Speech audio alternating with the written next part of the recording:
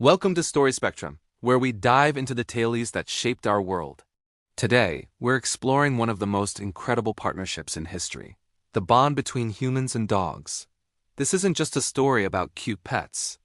It's an epic saga of survival, coevolution, and unconditional friendship that spans tens of thousands of years. From the frozen tundras of the Ice Age to the battlefields of world wars and the quiet living rooms of today, dogs have been by our side. So how did a wild predator become our most loyal companion? Let's rewind the clock and uncover the amazing story of how dogs became humanity's best friend. Our story begins over 20,000 years ago, during the harsh conditions of the last Ice Age. Early humans were hunter-gatherers, living a tough existence. At the same time, gray wolves roamed the same lands, also struggling to find food. Some theories suggest that bolder, less fearful wolves started scavenging near human campsites, drawn by the smell of leftover food. These weren't the aggressive pack leaders, but the more curious outcasts. Over generations, a fascinating process began. Humans, recognizing the value of these animals, started to tolerate them. These proto-dogs acted as an early warning system, barking at approaching predators or rival tribes, giving our ancestors a crucial advantage. In return, they got a reliable source of food and the warmth of the human fire. This wasn't a one-sided deal. It was the dawn of a powerful symbiotic relationship. Genetic evidence backs this up, showing that the divergence of dogs from wolves happened during this exact period. It was a partnership forged in ice and necessity, setting the stage for an incredible journey together. As humans transitioned from nomadic life to settled agricultural societies, the dog's role evolved right along with us. The need for hunting companions didn't disappear, but new jobs emerged. With the rise of farming came the domestication of livestock like sheep and goats. And who better to protect these valuable assets than our four-legged friends? This is where we see the emergence of the first herding dogs. These intelligent animals were selectively bred for their ability to control and protect flocks. They would guard the livestock from wolves, bears, and other predators, ensuring the community's food supply was safe. It was a demanding job, requiring intelligence, stamina, and a deep bond with their human masters. At the same time, dogs became the original home security system. They guarded settlements, alerting people to any intruders, two-legged or four. Their keen senses of hearing and smell were far superior to ours, making them indispensable protectors. They weren't just animals living among humans. They were integral members of the community, working tirelessly for their place in the new world we were building. The journey of dogs and humans continued into the great civilizations of the ancient world. In Egypt, dogs were revered. They were depicted in hieroglyphs, often shown as cherished companions and skilled hunters.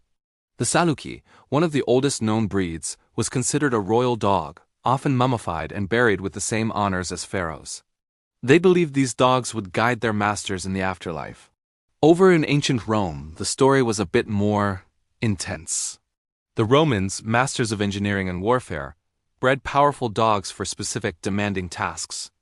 The most famous of these was the Molossus, a large, mastiff-type dog. These canine gladiators were used in the arena, but more importantly, they were soldiers. Clad in spiked collars and sometimes light armor, they marched alongside Roman legions, used to break enemy lines and guard military outposts across the vast empire. They were instruments of war, a testament to the Romans' pragmatic approach to breeding.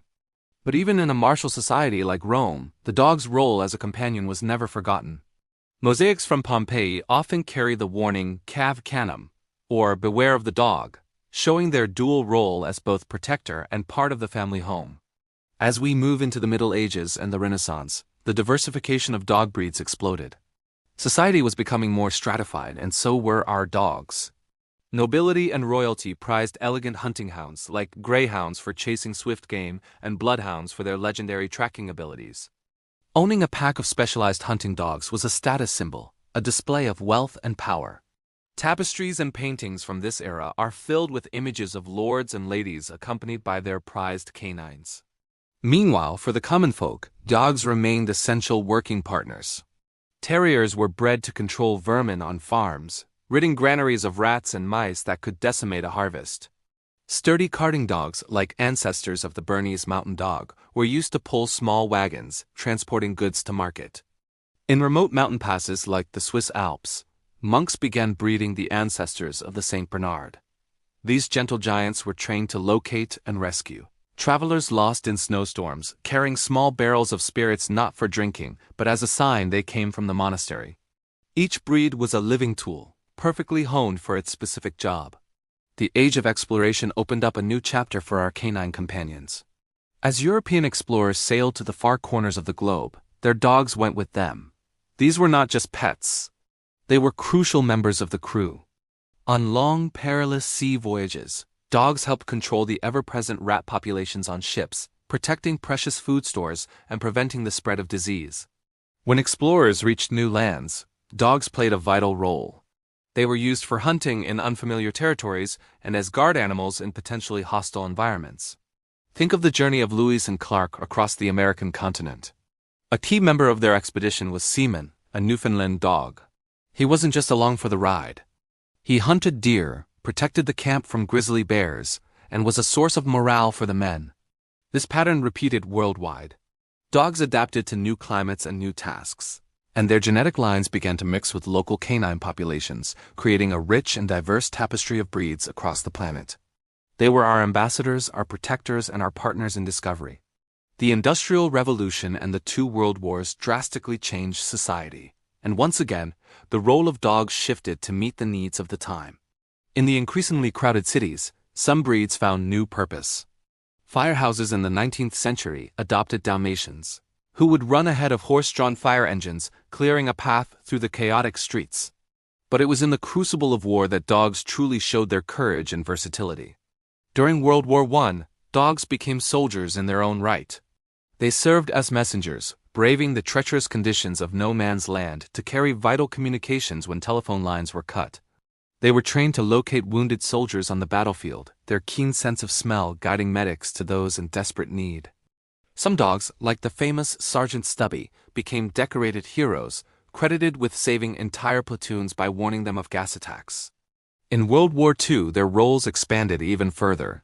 They served as sentries, scout dogs, and even parachute dogs, dropping behind enemy lines with special forces.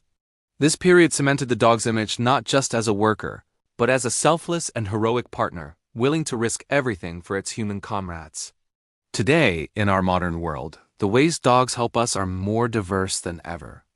Their legacy as working animals continues in roles we couldn't have imagined centuries ago. We have search and rescue dogs who can find people buried under rubble after an earthquake. We have detection dogs with noses so sensitive they can sniff out everything from illegal drugs and explosives at airports to diseases like cancer in medical labs. Service dogs have transformed the lives of people with disabilities. Guide dogs act as the eyes for the visually impaired. Assistance dogs help people with mobility challenges by fetching items and opening doors, and seizure alert dogs can warn their owners of an impending medical episode. But perhaps their most profound role in the 21st century is as our companions. In an increasingly isolated and stressful world, dogs provide unwavering emotional support. Therapy dogs visit hospitals and nursing homes, bringing comfort and joy to patients. For millions of people, a dog is a family member, a source of unconditional love, a reason to get outside and exercise, and a constant, reassuring presence. They are our confidants, our stress relievers, and our daily reminder of the simple joys in life. From a tentative alliance around a prehistoric campfire to the complex and loving bonds we share today, the story of humans and dogs is one of mutual evolution.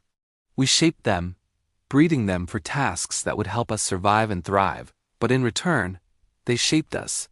They protected our homes, guarded our food, helped us explore the world, and fought by our sides. They taught us about loyalty, companionship, and unconditional love. The journey isn't over. As we look to the future, dogs will continue to be our partners in new and exciting ways, from assisting in mental health therapy to helping with conservation efforts. This incredible partnership, thousands of years in the making, is a powerful testament to the bond that can form between two different species. It's a story written in paw prints and footprints, side by side, across the ages. Thank you for joining us on this journey through history. If you enjoyed this story, please give this video a thumbs up, subscribe to Story Spectrum, and hit that notification bell so you don't miss our next adventure. We'll see you in another story.